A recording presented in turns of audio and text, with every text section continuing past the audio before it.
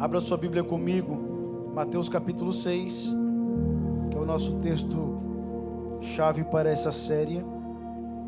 Depois eu quero que você abra comigo também Romanos capítulo 1, por favor. Aleluia. Mateus capítulo 6, a partir do 9, diz assim: Portanto, orem assim: Pai nosso que estás nos céus, santificado seja o teu nome. Venha o teu reino, seja feita a tua vontade, assim na terra como no céu. Abra também Romanos capítulo 1, por favor.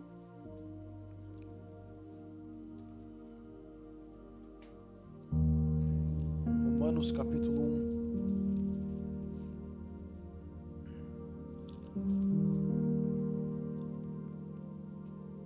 A partir do 19. 19, por favor. Aleluia. Esse é o 20. Coloca o 19, por favor.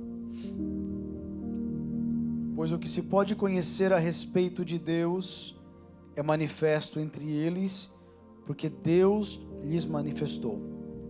Porque os atributos invisíveis de Deus, isto é, o seu eterno poder e a sua divindade, claramente se reconhecem, desde a criação do mundo, sendo percebidos por meio das coisas que Deus fez. Por isso, os seres humanos são indesculpáveis. Amém? Por favor, se assente. Glória a Deus. Você está feliz? Glória a Deus. Deus é bom, não é? Aleluia, Deus é maravilhoso. Nós estamos dando continuação à nossa série intitulada As in Heaven, como no céu, e já estamos na terceira semana. Na primeira semana nós falamos sobre a presença manifesta de Deus. Na segunda semana, semana passada, nós falamos um pouquinho sobre a revelação do trono de Deus. Nós queremos fundamentar essa série, Mateus capítulo 6, na oração do Pai Nosso, quando Jesus disse: seja feita a tua vontade, assim na terra como ela é feita no céu. Porque algo está acontecendo no céu, neste exato momento, que Deus, que Jesus, nos orientou a orarmos para fazermos com que isso aconteça na terra também. E na semana passada eu falei um pouquinho sobre a revelação que João teve do trono de Deus. Que quando ele foi levado aos céus, Apocalipse capítulo 4, ele vê um trono, e sobre esse trono havia alguém assentado, e ele viu os 4 seres viventes que continuamente, dia e noite, adoravam esse que estava sentado sobre o trono. Ele viu os 24 anciãos que se prostravam e jogavam suas coroas ao pé daquele que estava sentado sobre o trono. E eu falei que os 4 seres viventes adoravam por quem ele era. Se você vê o que saía da boca deles, a adoração da boca deles, eles adoravam quem Deus era, os atributos de Deus. E os anciãos adoravam declarando o que ele faz. Os anciãos respondiam ao que os seres viventes declaravam. Porque primeiro nós precisamos conhecer quem Deus é, para depois reconhecermos o que ele faz. Nós normalmente invertemos essa ordem, como eu falei na semana passada, mas a ordem correta de nós nos relacionarmos com Deus, primeiro é conhecendo quem ele é, para depois recebermos tudo o que ele faz. Nós hoje estamos acostumados, entramos numa rotina cristã, numa rotina de vida cristã, de apenas buscar o que ele faz, sem conhecer quem ele é. E por isso que nós muitas vezes vivemos vidas rasas, espiritualmente vazias, porque nós conhecemos só o que ele faz. Mas a revelação que João viu do trono e dos 4 seres viventes, primeiro era quem Deus era, quem ele é, de eternidade em eternidade, quem Deus é. A face dele era conhecida antes das mãos dele. Mateus capítulo 7, do versículo 21 ao 23, Jesus nos conta que naquele grande dia, muitos chegariam diante dele, e ele olharia para eles e falaria: olha, apartai-vos de mim, porque eu nunca vos conheci. E essas pessoas responderiam para ele: mas em teu nome nós profetizamos, em teu nome nós expulsamos demônios, em teus nomes nós fizemos milagres. Mas ele vai responder: eu nunca vos conheci. O que ele está dizendo é: vocês nunca viram a minha face. Eu conversava com um grupo na sexta-feira, que nós nos reunimos com um grupo, e eu falei: o problema que nós temos é que nós conhecemos muito bem as mãos de Deus. Nós conhecemos o que Ele faz, nós conhecemos que Ele livra, que Ele liberta, que Ele abre as portas, que Ele restaura, que Ele cura, mas poucos têm conhecido a face do Senhor. E quando nós não conhecemos a face do Senhor, nós nos enquadramos neste capítulo 7 de Mateus, nesses versículos que Jesus olha para a gente e fala: eu nunca vos conheci, porque conhecimento fala de face. Quando eu pergunto para você: você conhece tal pessoa? Você lembra da face da pessoa, você não lembra das mãos dela. Você imaginou se nós conhecêssemos só as mãos das pessoas? Como nós identificaríamos cada uma delas? Porque o conhecimento vem pela revelação da face, a contemplação da face de Cristo. Amém ou não amém? Então eles falaram: Senhor, nós profetizamos. Senhor, nós fizemos milagres. Nós pregamos em teu nome, até os demônios eram expulsos no teu nome. Preste atenção, tudo o que eles fizeram foi no nome de Jesus. Quantas coisas nós temos feito em nome de Jesus sem conhecer quem Jesus é? Quantas vezes nós temos pregado no nome de Jesus, expulsado os demônios no nome de Jesus, feito milagres em nome de Jesus, sem conhecer quem Jesus é verdadeiramente? Irmãos, uma notícia para você: Judas expulsava demônios. Judas fez milagres, ele foi de 2 em 2 quando ele enviou os 70, ele operou milagres, mas Judas, mesmo que andava com Jesus, não conhecia Jesus. Você fazer milagres, profetizar, pregar, expulsar demônios, não significa que você é conhecido dele. Nos ajuda, Jesus. Ele falou: eu nunca vos conheci. Por quê? Porque eles conheciam somente as mãos. Você vai ver que a resposta deles era: nós fizemos em teu nome. Em outras palavras, nós usamos as tuas mãos. Nós usamos aquilo que o Senhor nos proporcionou, nós conhecemos o teu poder, nós conhecemos os teus feitos, mas ele falou: eu nunca vos conheci. Não é eu não vos conheço agora, eu nunca vos conheci. Nós temos que fazer um reset na nossa mentalidade espiritual. Como assim, pastor? Nós temos que fazer um reset, de primeiro nós conhecermos quem Ele é, para depois fazermos alguma coisa no nome dEle. Aleluia.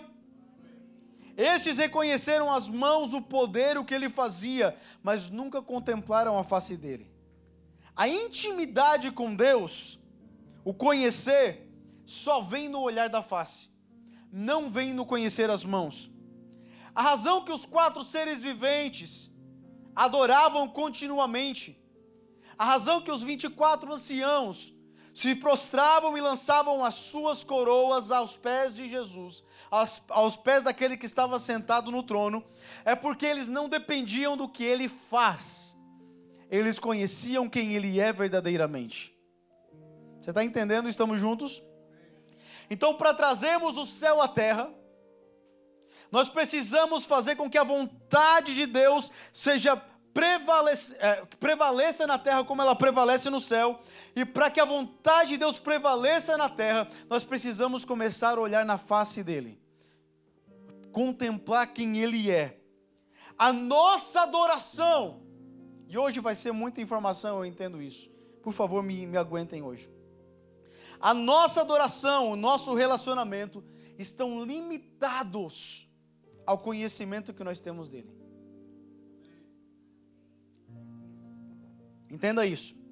A nossa adoração, o nosso relacionamento com Ele, estão limitados ao conhecimento que nós temos dEle. Conhecimento não vem das mãos, como eu já falei. Não é o pedir, não é o suprir. Irmãos, Deus pela sua graça, Ele faz tudo isso, Ele abre porta para a gente, Ele faz milagre na nossa vida, mas muitas vezes Ele faz tudo isso e nós ainda não o conhecemos. Às vezes nós criamos ídolos mentais, imaginários, por nunca compreendermos quem Deus verdadeiramente é. Tem pessoas que pensam que Deus é só uma varinha mágica, que a hora que nós precisamos, aquele gênio da lâmpada que nós esfregamos para que ele saia e cumpra o nosso desejo. Isso são ídolos. Eu quero ensinar você hoje. Isso são ídolos que nós criamos, imaginários mentais, porque nós não conseguimos compreender quem Deus é. Quando Moisés subiu no monte para receber de Deus as leis, a Bíblia fala que Arão ficou embaixo, e Arão disse a eles, eles pediram para Arão um Deus, que eles falaram, olha, se Moisés subiu, desapareceu, faz para nós um Deus que vai na nossa frente. Arão pediu, traz as suas joias, seus brincos, e eu vou construir aqui um bezerro, e esse bezerro será o Senhor. Se você olhar a palavra que Arão usa ali, Arão usa a palavra Yahvé, Yahweh. O que Arão estava fazendo era uma representação do Deus Todo-Poderoso, como se ele pudesse ser representado. O bezerro de ouro não era outro ídolo, o bezerro de ouro era um ídolo do próprio Deus. Quando nós, sabe por que isso aconteceu? Porque Moisés falava face a face com Deus, Moisés conhecia Deus, Moisés sabia quem Deus era, Moisés viu a sarça ardendo e não se consumindo. A Moisés tinha experiências com Deus, ele tinha compreensão de quem Deus era, e isso prevenia ele de criar ídolos. Porém Arão era representante de Moisés, não de Deus.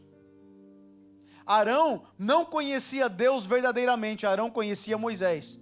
Ah, Jesus, será que só eu que estou entendendo? Porque quando nós dependemos de Moisés e não vamos direto a Deus, nós começamos a construir ídolos, representando o Deus Todo-Poderoso, e ainda são ídolos de qualquer forma, ele odeia a idolatria.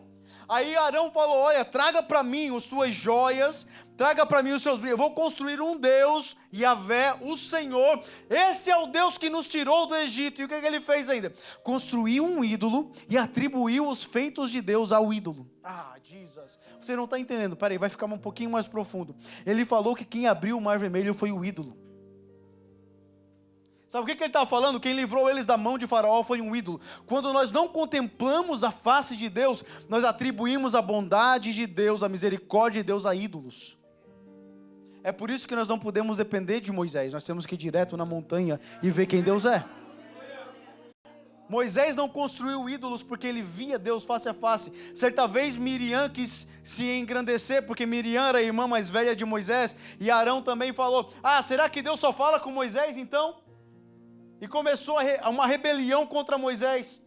E Deus apareceu e falou assim, vem cá vocês três, eu quero falar com vocês. Ele falou assim, olha, quando eu quero manifestar para profetas, eu falo por enigmas, por sonhos, por visões. Mas quando eu vou falar com meu amigo Moisés, eu falo com ele face a face. Sabe por que Moisés não criou ídolos? Porque ele conhecia a face de Deus. Não era apenas sonhos, enigmas e visões. Você está entendendo? Quando você depende da revelação de um pastor, você cria ídolos. Quando você depende de vídeos de internet, de pregações de internet, para você compreender a palavra de Deus, você cria ídolos. Por quê? Porque você não contempla a face, você só vê o que Ele faz. Ei, Jesus! Estão entendendo? Tem alguém acordado aqui hoje? Amém? A razão de Mateus 7...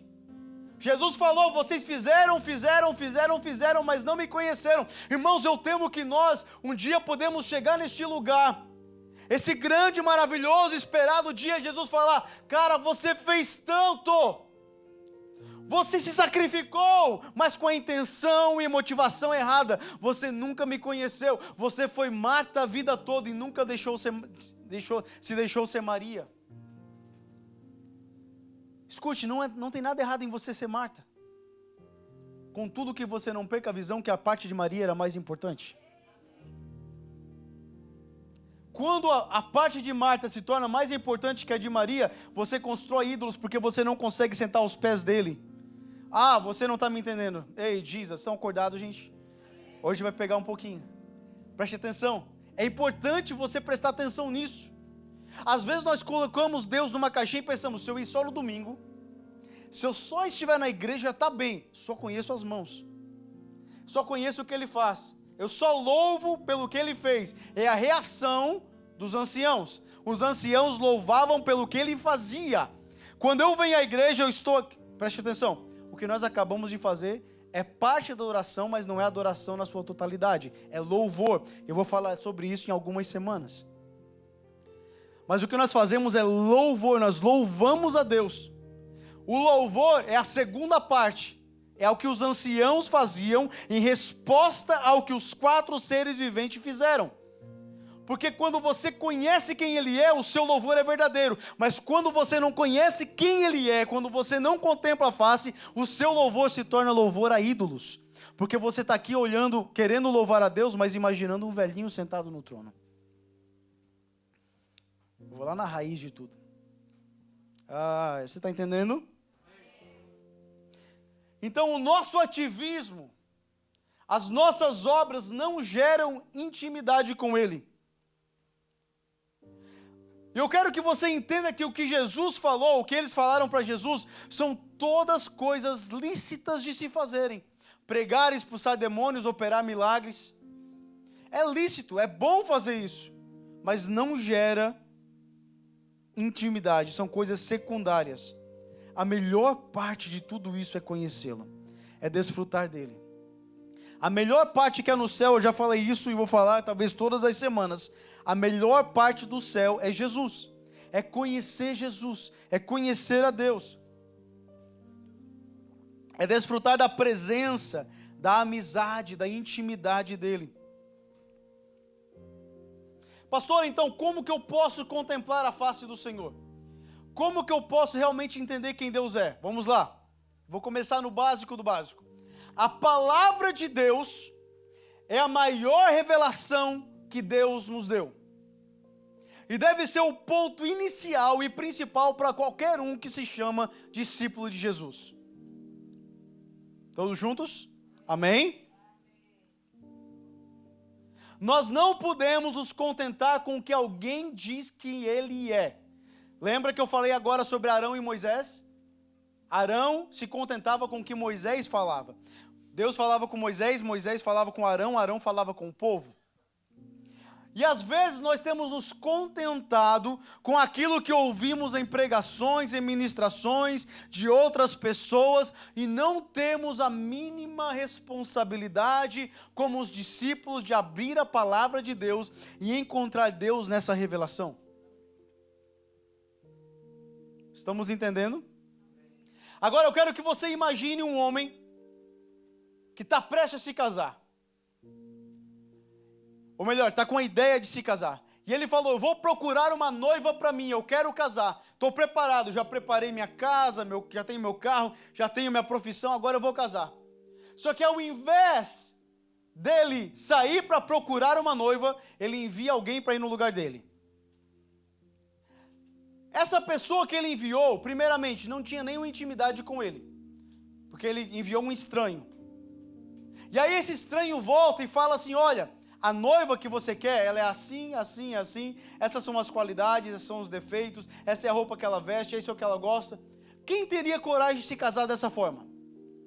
Com a descrição de um estranho sobre a noiva que você vai casar. Por que com Deus nós aceitamos isso? Por que nós, noiva de Cristo, estamos preparados para casar com Ele e aceitamos a descrição de outro sobre quem Deus é? Como assim? Eu dependo da descrição de pastores, profetas, mestres, evangelistas, apóstolos sobre quem Deus é, enquanto muitos lutaram para colocar a revelação nas nossas mãos.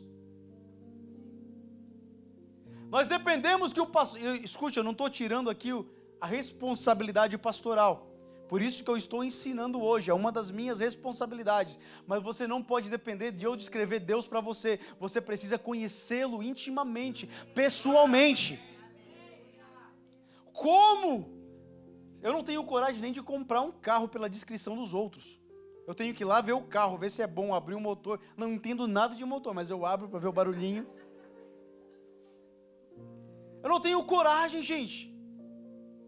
Como que com Deus eu deixo o meu relacionamento nas mãos de terceiros? Então, para nós conhecermos Deus, o caminho mais direto é a Bíblia, é a palavra de Deus. Não existe outro para você iniciar. É a palavra de Deus. E a nossa desculpa é o quê? Ah, mas é difícil demais, pastor. É complicado, eu não entendo. Pastor, é entediante. Eu durmo, claro, você lê deitado. Pastor, me dá sono. Note que eu falei desculpas, porque não são razões. São desculpas. Por que que isso acontece? Porque nós ainda não entendemos quem Ele é. E por não entendermos quem Ele verdadeiramente é, nós não conseguimos nos apaixonar e amar a Ele. Preste atenção. Sabe por que que nós devemos amar e meditar nessa palavra? Porque nós amamos o autor da palavra. Eu falei isso com os homens numa sexta-feira passada. Sabe por que que essa palavra deve ser amada por mim? Porque eu tenho que ter prazer por ela. Porque eu amo o autor dela. E por amar o autor dela, ela se torna prazerosa para mim. Mas quando eu não amo a Ele, quando eu não conheço a Ele, quando eu não vejo a face dEle, isso se torna realmente entediante. Porque eu estou lendo sobre alguém que eu não conheço. Jesus. Agora, tudo que Deus queria revelar acerca de si próprio, Ele colocou nessa palavra. Tudo que Deus queria revelar acerca de si próprio, mesmo que não é completo, que não é na sua plenitude, o que Ele quis revelar, Ele colocou na sua palavra. Ai, pastor, eu não consigo ler, eu não consigo meditar, eu não consigo passar tempo na palavra. Então, irmão, se apaixone pelo autor da palavra primeiro. Aprenda a amar a Ele de todo o seu coração. Jesus falou assim, o primeiro e maior mandamento: amarás o Senhor teu Deus de todo o teu coração, de todo o teu entendimento, de todas as tuas forças. Porque quando você ama o autor, você ama ler aquilo que ele escreveu acerca de si mesmo. Você está entendendo? Quando eu leio um livro, quando eu escolho um livro para ler, a primeira coisa que eu faço é ver se ele tem também em áudio. Sabe por quê? Porque daí eu compro o livro em papel, que eu gosto de ler e escrever, e eu compro em áudio, porque eu quero ouvir a voz do autor. Eu quero saber como é o tom da voz do autor, como ele lê. Quando ele está lendo o seu próprio livro, eu faço questão de comprar, porque aí eu entendo o sentimento do autor. Você está entendendo? Quando eu leio, eu começo a imaginar o autor lendo. Quando eu leio alguma coisa, eu começo a imaginar como ele se expressou naquele parágrafo, naquela frase, naquela palavra. Quando eu conheço o autor dessa palavra, cada versículo, cada palavra, cada frase se torna a boca do meu Deus falando comigo. E eu consigo ouvir a voz dele olhando e falando comigo. Sabe aquela voz que nós sentimos lá no nosso interior? Quando nós lemos essa palavra, é como se o Espírito Santo estivesse lendo para nós. E aí nós nos apaixonamos por ela. Então, para nós conhecermos e trazermos aquilo que acontece no céu, nós precisamos mergulhar na palavra de Deus. Nós estamos com uma igreja cheia de louvor e pouca palavra. Isso é a igreja geral, cristã. Crentes que conhecem louvores novos, conhecem todo o lançamento, mas não conhecem nenhum versículo bíblico. Irmão, para que você tenha uma fé estabelecida na rocha, o principal, o primordial é a palavra de Deus. Não existe outro caminho. Eu vou até mais longe, vou pegar até mais pesado. Quem não lê a palavra não pode dizer que é crente. Eita, pastor, pegou pesado agora. Não. Estou pegando leve, para que nós chegamos naquele dia, ele não fale isso para nós. Nunca vos conheci. Quem não lê a palavra, quem não consegue meditar, irmãos, se Deus, o Criador dos céus e da terra, o Criador do universo, fala assim, eu vou colocar num livro quem eu sou, a revelação. Eu imagino Deus, antes da fundação do mundo, falando assim, olha, o meu plano quando chegar lá no ano 200, mais ou menos, 150, 200, eu vou usar homens de Deus para compilar um livro chamado a Bíblia, a Palavra de Deus. E nessa Bíblia vai conter toda a revelação escrita da minha pessoa. E eu vou colocar essa revelação na mão de cada um que aceitar o meu Filho Jesus Cristo. Aí ele deu para nós a revelação, aqui, ó, leia, sou eu aqui, ó, olha, você vai ver quem eu sou. E ele coloca na nossa mão e nós não abrimos para ler. Como nós podemos dizer que somos discípulos de Jesus se nós não lemos o que a Bíblia fala sobre Jesus e de quem Jesus é? Nós temos negligenciado a palavra de Deus. Essa é uma grande verdade. Jeremias 29, ele fala assim, olha, vocês me buscarão e me acharão, quando me buscarem de todo o coração. Então existe uma busca necessária da nossa parte para Cristo. A.W. Tozer falava assim, nenhuma religião é maior do que a sua revelação de Deus. A adoração é pura ou vil à medida que o adorador nutre pensamentos elevados ou rasos sobre o seu Deus. Eu vou repetir para você entender. Nenhuma religião é maior do que a sua revelação sobre quem Deus é. Quando nós não entendemos quem Deus é, a nossa fé, o nosso cristianismo se torna raso. Porque nós não conhecemos quem Deus é e nós imaginamos Deus como um Deus pequeno, como um Deus insuficiente. Em outras palavras, se nós não conhecemos quem Ele é e não entendemos o Deus que nós servimos, como nós podemos nos relacionar com Ele diretamente e dignamente? Como eu vou adorar a Deus e louvar a Deus se eu não conheço o que Ele gosta? Se eu não conheço o que Ele ama? Se eu não conheço o que Ele odeia, o que Ele rejeita? Como eu irei adorar e me relacionar com um Deus que eu não conheço? Isso é muito sério. Como eu vou adorar em espírito e em verdade se eu não conheço a verdade?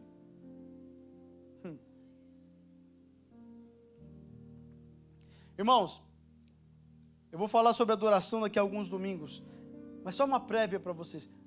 Existem adorações que Deus rejeita. Hoje tem sido pregado que Deus aceita todo tipo de adoração, contudo que seja a minha verdade, seja honesto, Deus está... Não, existem adorações que Deus rejeita. E às vezes nós estamos entregando a Deus algo que Ele rejeita. E eu provo para você rapidamente. Abel trouxe uma oferta, Caim trouxe uma oferta. Deus rejeitou de quem? Então Ele não aceita qualquer oferta. Saul ofereceu a Deus um sacrifício, Deus rejeitou. Por quê? Porque era melhor obedecer do que sacrificar. Existem ofertas, sacrifícios, louvores e adoração que Deus rejeita. Ele não aceita qualquer coisa. E como eu vou conhecer o que Ele ama? Na sua palavra. Nós começamos um plano de leitura no começo do ano. E talvez algumas 20 pessoas estão fazendo esse plano de leitura. Fora de 100 e poucas pessoas, 20 estão fazendo um plano de leitura. Pastor, o senhor quer forçar a gente a ler a Bíblia? Quero. Eu quero, irmão. Se eu pudesse, eu ia na sua casa todo dia abrir a Bíblia e lia com você.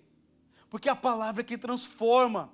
É a palavra que tira a ansiedade, é a palavra que tira o medo, é a palavra que vai fazer você entender quem Deus é a palavra que renova você, quem alimenta você, quem traz alegria, é a palavra! É a palavra quem faz isso. Eu preciso ter uma concepção, um entendimento correto de quem Deus é. Isso não é apenas crucial para a minha teologia, mas é crucial para o meu dia a dia. Se eu não entendo quem Deus é, eu estou me relacionando com ídolos, com bezerros que eu mesmo criei na minha mente. Entenda isso pelo amor de Deus. Assim como uma fundação é importante para um prédio, para que ele seja bem estruturado e possa ser bem nivelado, um conhecimento de Deus é essencial para uma vida de adoração genuína e pura. Quando nós não conhecemos, nós não estamos adorando Ele como Ele quer ser adorado. Irmãos, eu temo que muitos de nós ainda não entendemos quem Deus é. Não o conhecemos. Essa é a grande verdade. E nós queremos, isso está facilmente percebido. Uma vez eu cheguei para um líder, não foi nessa igreja, eu prometo, não foi nessa igreja, mas eu cheguei para um líder de uma igreja um certo dia e perguntei: irmão, me cita um versículo bíblico. E ele não conseguiu citar um versículo bíblico para mim. Eu sei que às vezes as pessoas ficam nervosas quando a gente faz pergunta, mas nem o Salmo 23, nem João 3,16. Irmãos, nenhum versículo bíblico. O que isso me diz? Ele só conhece as mãos. Ele só está fazendo, é ativismo. Mas ele não conheceu Deus verdadeiramente, quem Ele é.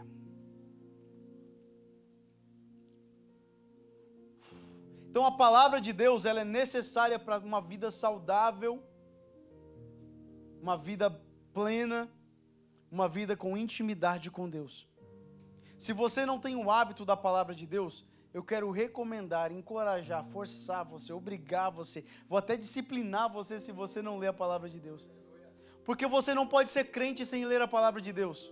Pastor, como assim? Não é pela fé? Sim, é pela fé, irmão. Mas a fé vem pelo ouvir, e ouvir o quê?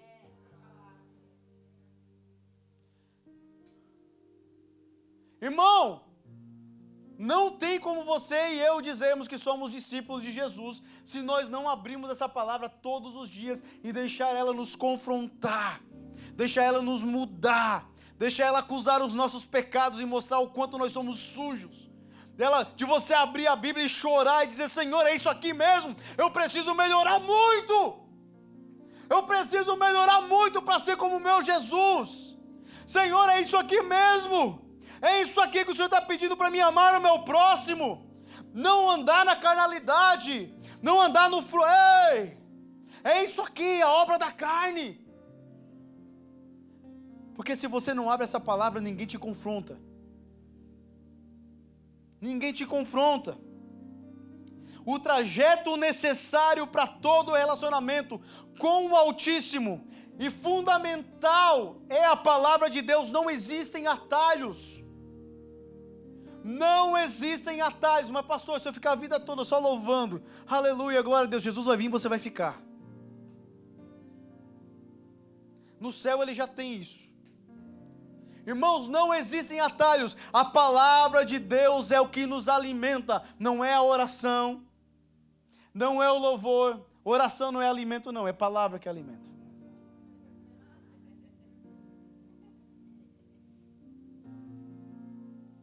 Às vezes as músicas estão pregando uma teologia errada para a gente. A palavra que alimenta. Sabe de uma coisa? Você está triste? Abra e leia a palavra, você vai encontrar o dono da alegria nela. Você está feliz? Abre e leia a palavra que você vai se tornar uma pessoa agradecida. Você está desanimado? Abra a palavra que você vai encontrar ânimo para a sua alma. Você está descontente? Abra e leia a palavra. Você está abatido? Abra a palavra. Nós temos falado para as pessoas: coloque um louvor para você ficar bem. Irmãos, isso é muito bom. Coloque um louvor de adoração, é maravilhoso. Mas você precisa mesmo da palavra, é ela que te sustenta. É ela que te sustenta. Aleluia!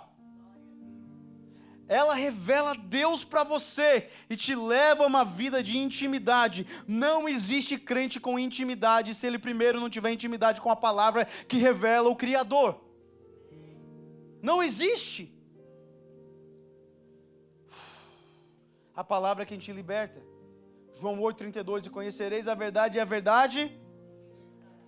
Então, uma concepção errada de Deus, uma visão baixa de quem Deus é, ela destrói todo o evangelho, toda a vida espiritual que nós pensamos ter.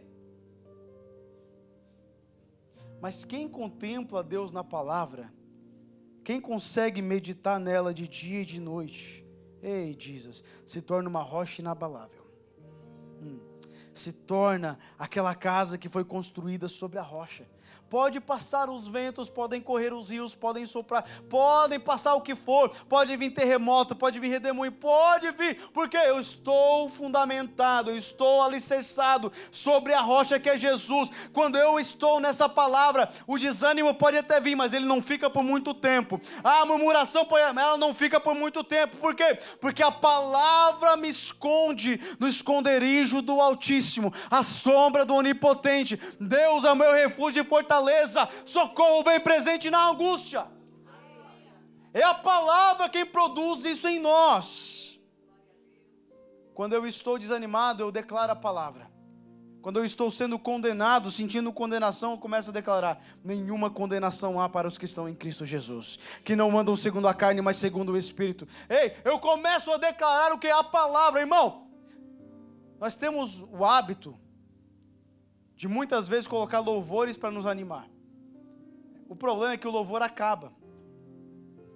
Ele até mexe um pouco com as suas emoções, eu entendo isso. Mas você quer mudar a situação que você se encontra? Começa a meditar na palavra de Deus, porque ela nunca volta vazia. Louvores podem ter teologia errada, mas essa aqui tem a teologia perfeita.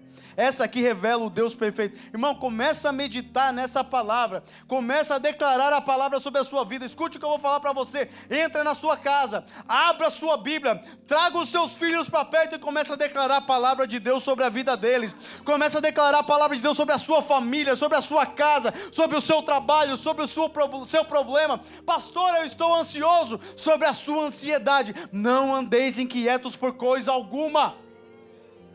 É palavra de Deus. Pastor, eu estou em depressão, mas a alegria do Senhor é a minha força. Ele me renova todos os dias. As misericórdias do Senhor se renovam todas as manhãs. Irmão, comece a declarar a palavra de Deus. Se apaixone por ela. Se apaixone por ela. Aleluia.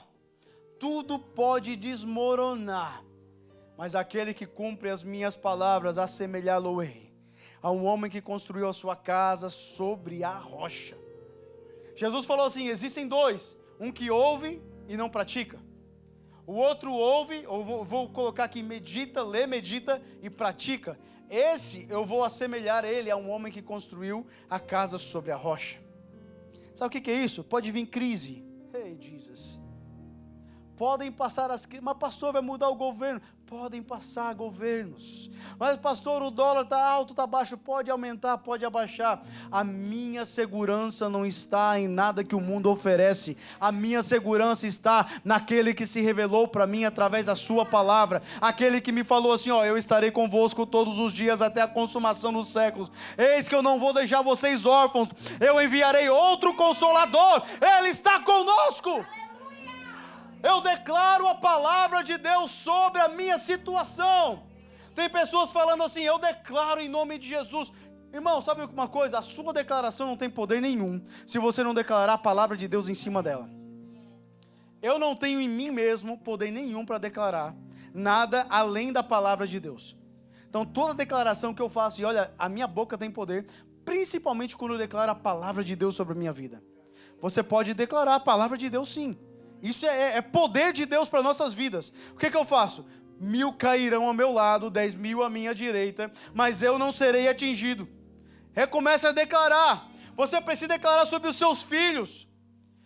Você precisa declarar sobre a sua família, mas declare a palavra de Deus, porque Ele se revelou através da sua palavra. Sabe de uma coisa? Quando você declara a palavra de Deus, você está declarando Jesus. No princípio era a palavra, era o verbo. E o verbo estava com Deus e o verbo era Deus. Ele estava no princípio com Deus. Todas as coisas foram feitas por Ele. Nada do que foi feito sem Ele. Ele era a palavra de Deus.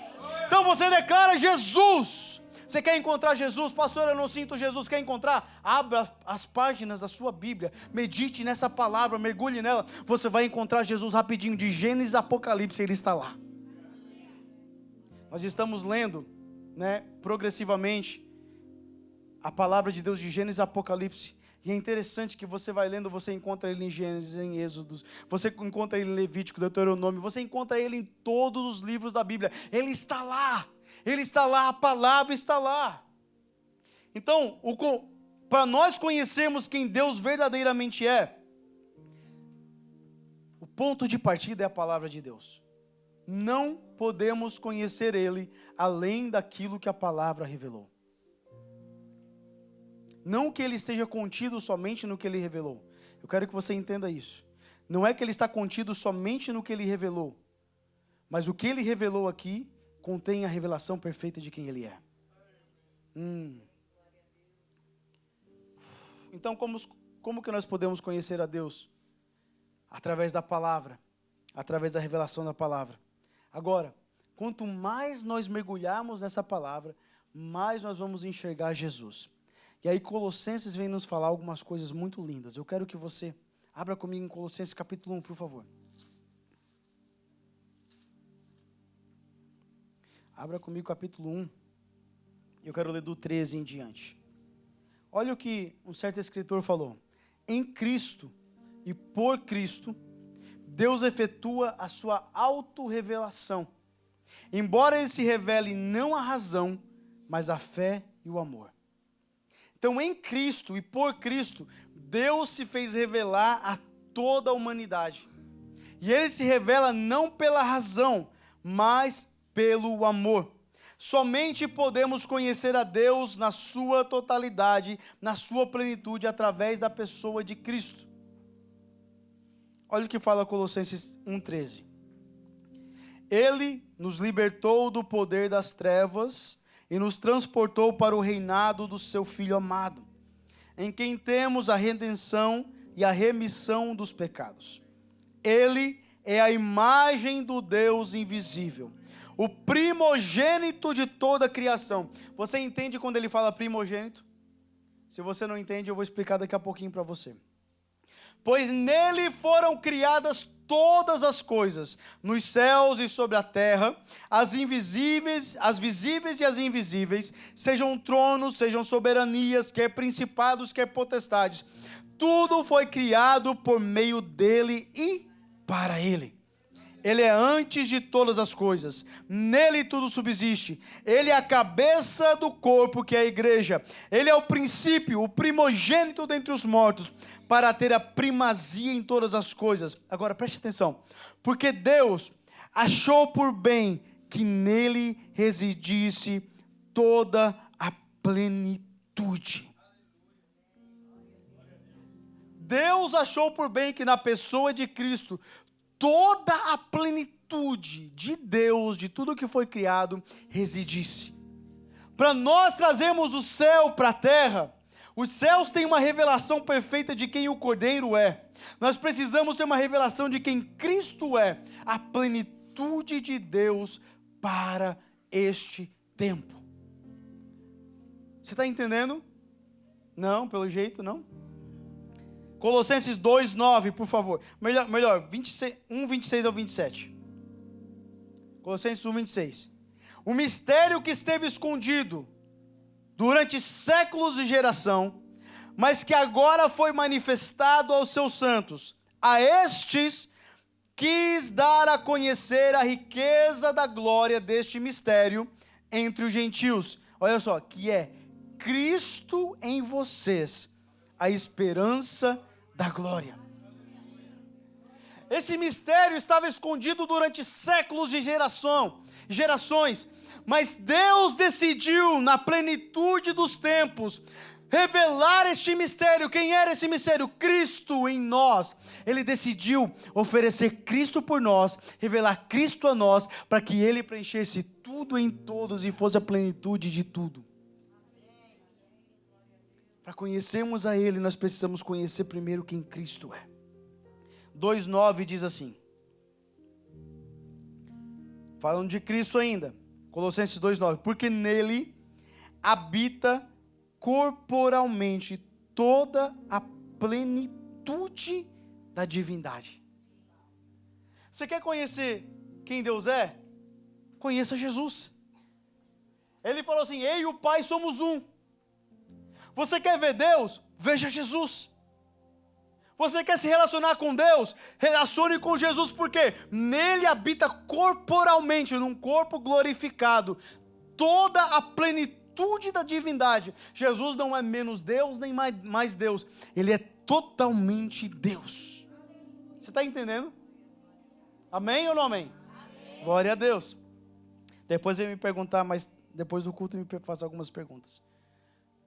Em Cristo está revelado toda a plenitude de Deus. Então nós começamos pela palavra escrita, que abre o nosso entendimento, que nos leva à palavra,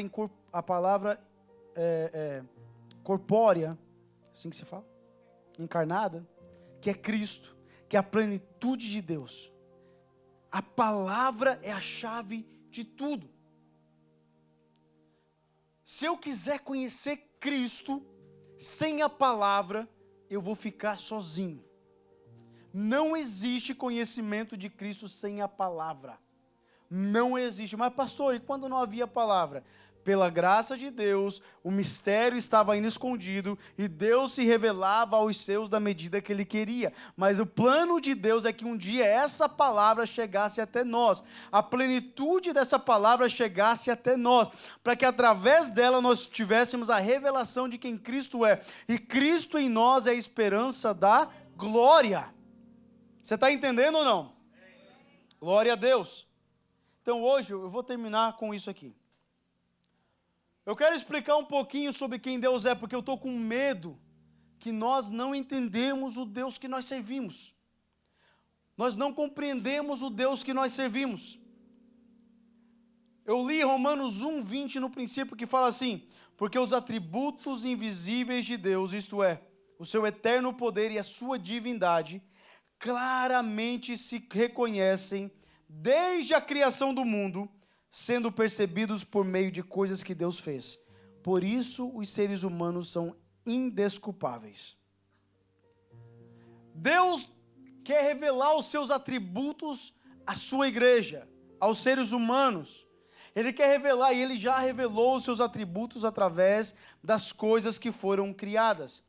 E hoje, para nós darmos início a esse tópico, eu quero falar um pouquinho sobre o atributo de Deus, que nós conhecemos como Trindade. Trindade. Eu temo que muitos de nós nem pensamos na Trindade. Nós nem meditamos na Trindade.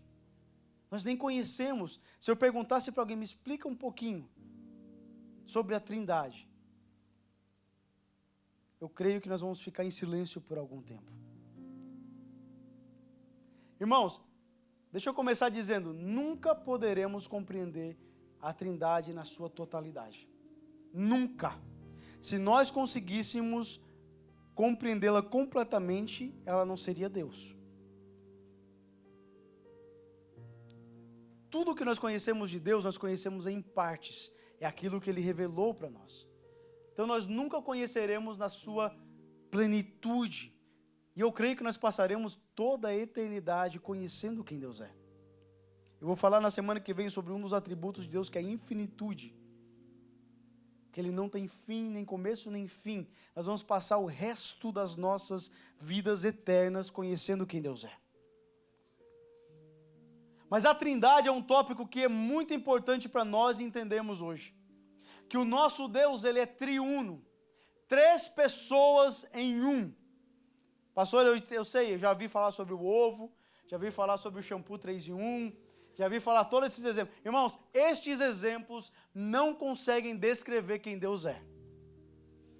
Não conseguem descrever a Trindade. E na verdade, talvez hoje eu vou pregar aqui e não vou conseguir descrever para você. Mas eu quero pelo menos começar a conversar com você sobre isso. Nós servimos um Deus que são 3 pessoas distintas e uma essência. Deus Pai é totalmente Deus. Deus Filho é totalmente Deus. Deus Espírito Santo é totalmente Deus. Os 3 são totalmente Deus e os 3 são um. Porém, 3 pessoas distintas.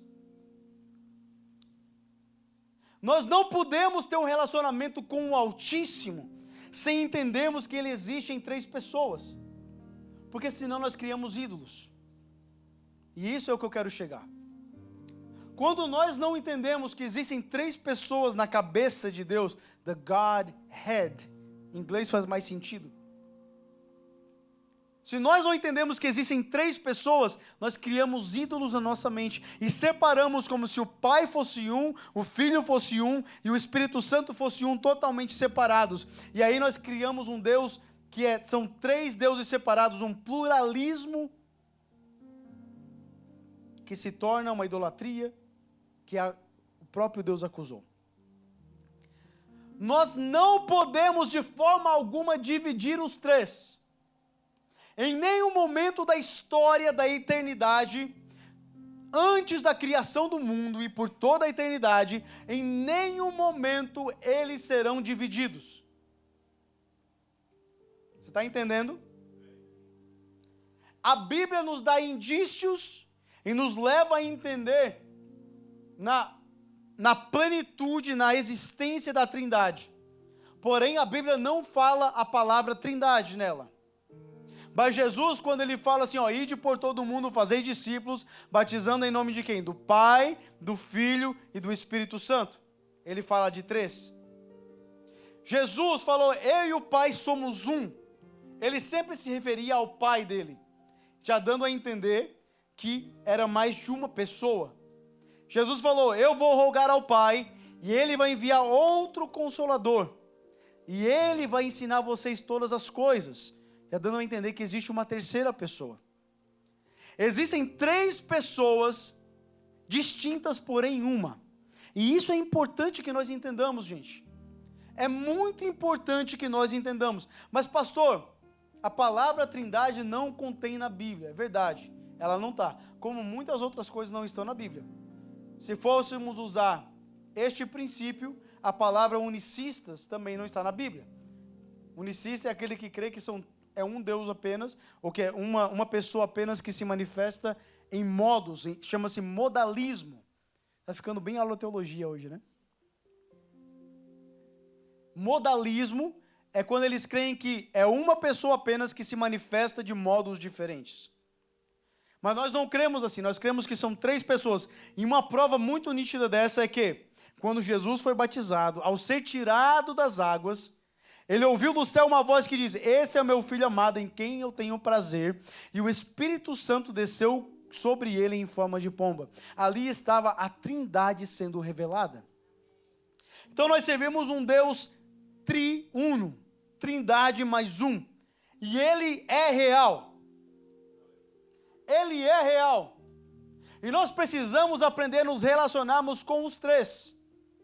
Mesmo que relacionando com um, relacionamos com todos. Mas nós podemos orar ao Espírito Santo, nós podemos orar ao Filho, nós podemos orar ao Pai. Nós podemos clamar ao Espírito Santo, clamar ao Filho, clamar ao Pai. Nós podemos cantar ao Espírito Santo, cantar ao Filho, cantar ao Pai. Porque os 3 são um. Não é errado você orar ao Filho, ao Pai e ao Espírito Santo. Não é errado.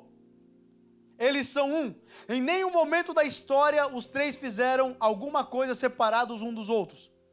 Eu tenho até que corrigir algo que eu falei uma vez, que eu falei que quando Jesus veio para a cruz, foi a segunda pessoa da Trindade quem desceu. E eu dei a entender que o Pai, o Filho e o Espírito Santo não estavam presentes, mas é impossível separar os 3. Mesmo que a pessoa de Jesus foi quem morreu na cruz, o Espírito Santo foi quem empoderou ele para morrer naquela cruz, e o Pai foi quem devolveu a vida para ele. Os 3 estavam agindo na obra redentora. 2 Coríntios capítulo 5 fala assim, Deus estava em Cristo reconciliando consigo o mundo. Era Deus e Cristo e o Espírito Santo trabalhando juntos para salvar a humanidade. Eles não podem trabalhar separadamente. Você está entendendo isso até agora? Diga amém. Então, mesmo que nós não consigamos descrever na sua totalidade, não podemos negar a sua existência. Quem aqui consegue explicar para mim a gravidade? Quem consegue? Ninguém. Você sabia que nós sabemos que ela existe, os cientistas entendem que a gravidade existe, mas ninguém consegue entender o porquê que ela existe. Ou como ela funciona. Qual é a força, o que nos segura aqui? Eles conseguem sentir os efeitos dela, mas eles não conseguem explicar o que ela é. A Trindade é a mesma coisa. Nós sabemos que ela existe.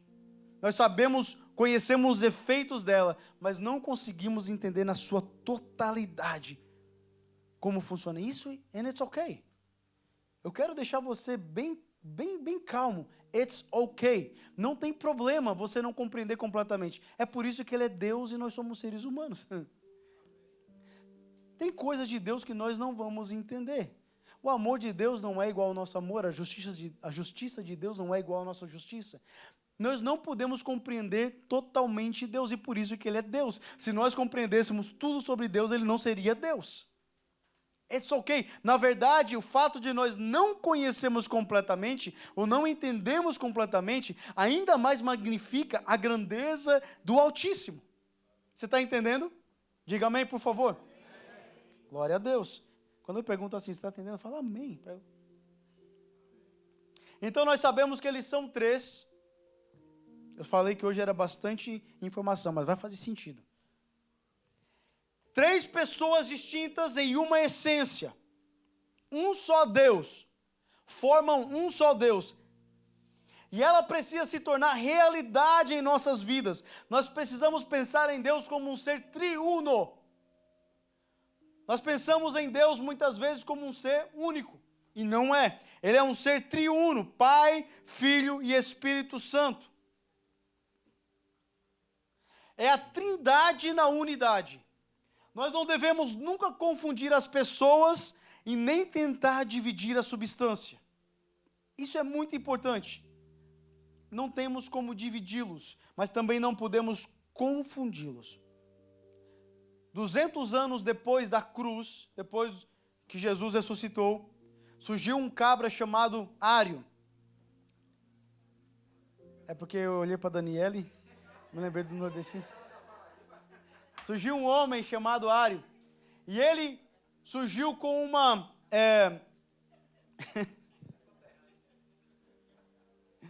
ele surgiu com uma heresia que dizia assim, que primeiramente Jesus não era Deus, e que segundo, a trindade não existia.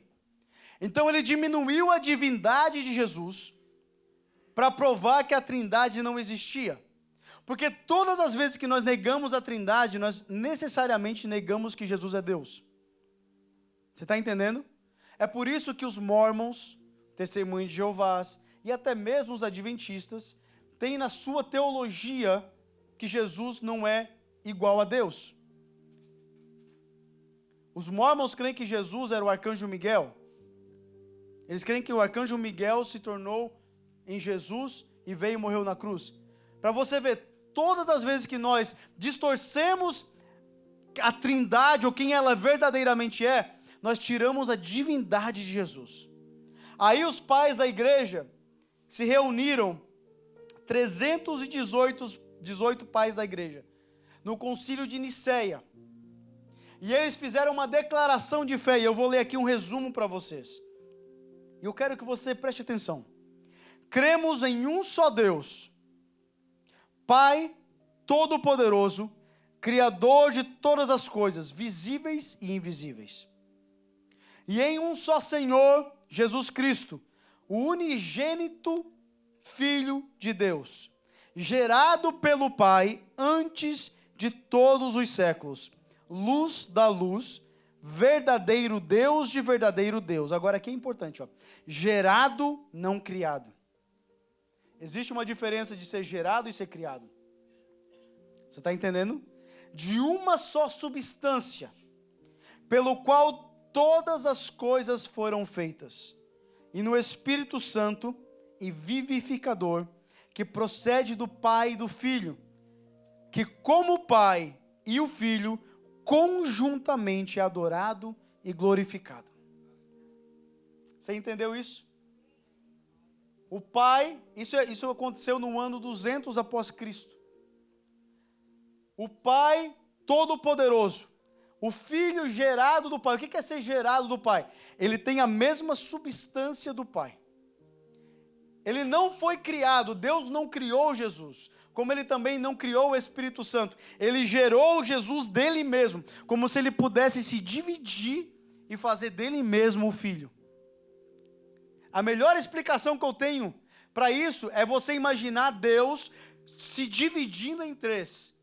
criando 3 pessoas distintas, da mesma essência, e os 3 automaticamente são um.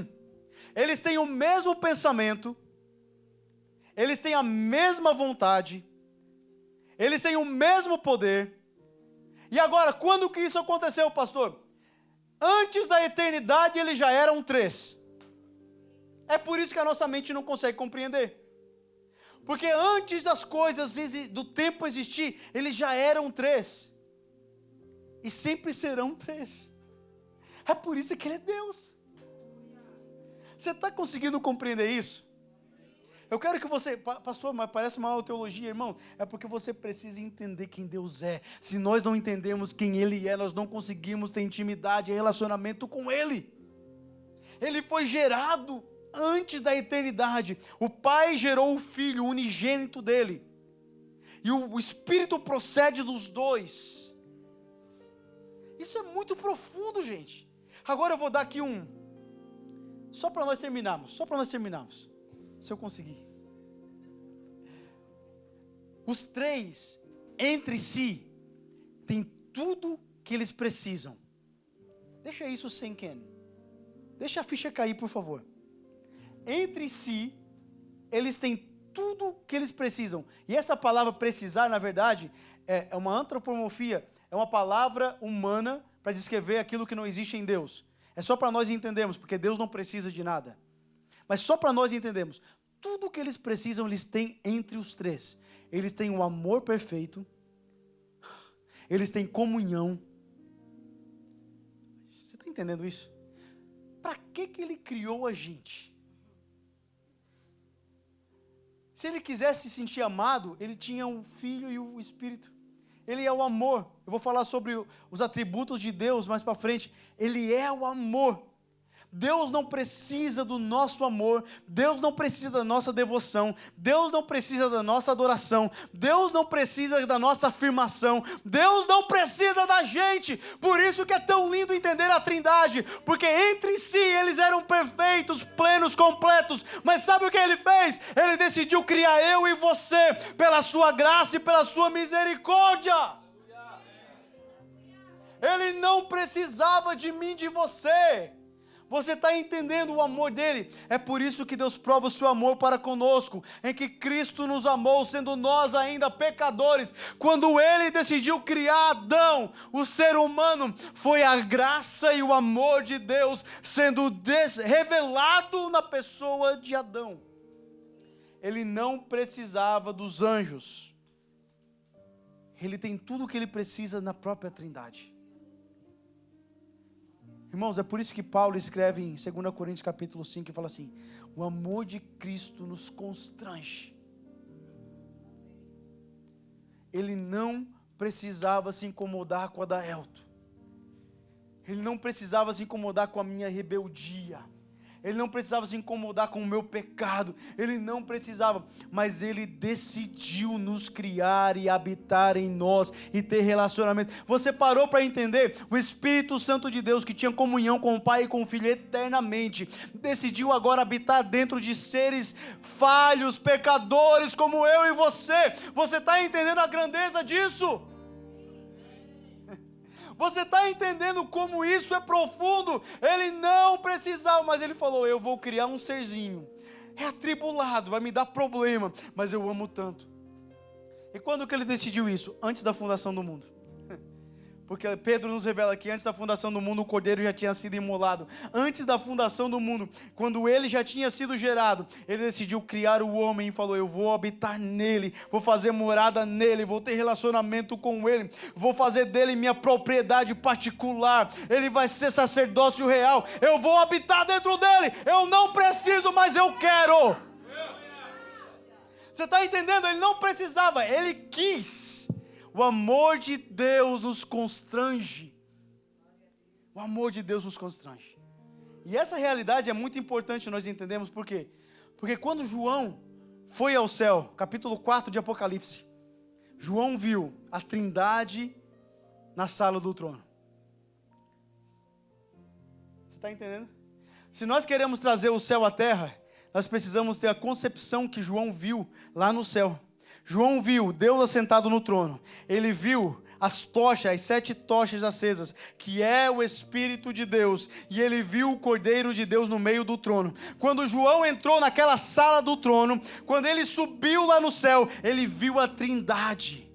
Ele viu Deus Pai, Deus Filho e Deus Espírito Santo. Ele viu a glória do Pai, ele viu o fogo do Espírito, ele viu o Cordeiro de Deus. Irmão, nós não podemos ser avivados, nós não podemos trazer o céu para a terra, se nós não entendemos o Deus que nós servimos. Nós servimos o Deus Pai, o Deus Filho, o Deus Espírito Santo. 3 pessoas em um, que decidiu nos amar. Agora, olha para o irmão que está do teu lado e fala assim: Deus é muito bondoso mesmo, né? Porque você é ruim, mas Deus te ama mesmo assim. Será que você entende isso? Cara, você e eu não merecíamos. Fica de pé, por favor. Nós não merecíamos. Ele olhou para mim e para você e falou: sabe de uma coisa? Vale a pena morrer por eles. Vale a pena morrer por eles. Eu imagino um filho que foi gerado do Pai, que teve comunhão eterna com o Pai. Agora, isso me pegou hoje de manhã, quando eu estava meditando essa palavra de novo.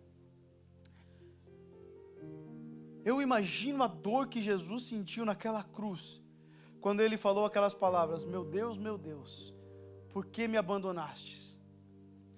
Porque desde a eternidade, ele nunca tinha sido afastado do Pai. Você está entendendo? De eternidade, ele nunca tinha sido afastado do Pai. Os 3 são um. Mas naquele momento, ele sentiu o abandono do Pai. E ele falou: Deus meu, por que me desamparastes? Irmão, foi por mim e foi por você. Ele abandonou a perfeição do amor, da comunhão, da Trindade, por mim e por você. Ele olhou para mim e para você e falou: vale a pena morrer por ele, vale a pena morrer por ela, vale a pena, porque eu quero eles para passarem eternidade comigo. Esse é o Deus que nós servimos. Semana que vem eu vou falar um pouquinho mais sobre os atributos de Deus. Se prepare, porque Deus vai mudar a nossa mentalidade. Chega de nós sairmos daqui falando língua estranha sem nenhum conhecimento. Chega de... Não, é bom ser cheio, é bom o poder de Deus, mas é muito bom quando a palavra nos confronta, nos move, nos transforma. É melhor quando a palavra entra dentro de nós e faz entender que eu preciso conhecer mais esse Deus. Aleluia. Pode subir, por favor.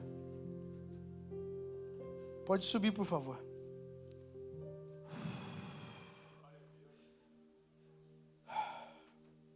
Vou terminar com isso. Somente quando nós conseguimos entender a Trindade, nós conseguimos receber a paternidade de Deus.